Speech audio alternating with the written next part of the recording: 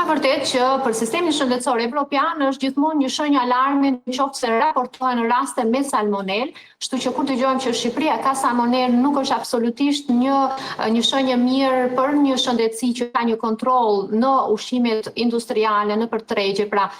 është gjithmonë një indikator për një nivel jo të mirë shëndetësor të atij vendi, prandaj e prish dhe imazhin qoftë si destinacion turistik të Shqipërisë, qoftë edhe si një vend i cili mund të vizitohet nga vendet e tjera evropiane. Prandaj nuk duhet neglishuar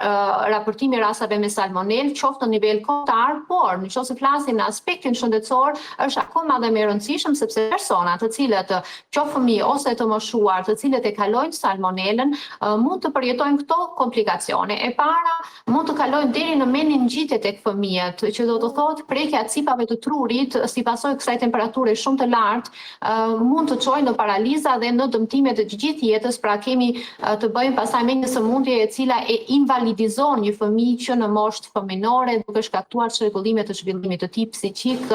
dhe fizik.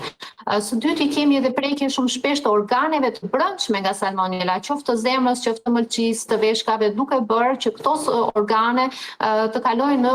infeksione kaq të rënda dhe të bëhen edhe raste për transplant nëse nuk i ndihmojmë dot në kohë këto pacient.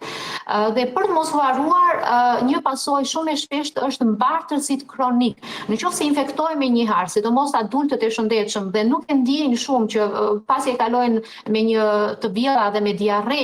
salmonelën, mendojnë se janë shëruar, por jo, ata mund të jenë burim salmonele për të gjithë familjen dhe vazhdimisht gjatë gjithë jetës së tyre të jenë një mbartës kronik të këtij infeksioni, i cili arrin që të lokalizohet dhe të migrojë deri në palcën e kockave, duke bërë që të gjitha qelizat e ruazave të kuqe të gjakut, të cilat prodhohen, janë paraprakisht mbartës edhe të salmonelës. Pra shohim që pasojat shëndetësore janë nga akutet me komplikacione të mundshme vdekje prurse, sidomos tek fëmijët dhe deri në kronike, duke shkaktuar një kosto të lartë për sistemin shëndetësor nëse prodhojmë fëmijë të paralizuar ose të moshuar, të cilët janë mbartës kronik dhe përhapës të salmonelës kudo që ata ndodhen.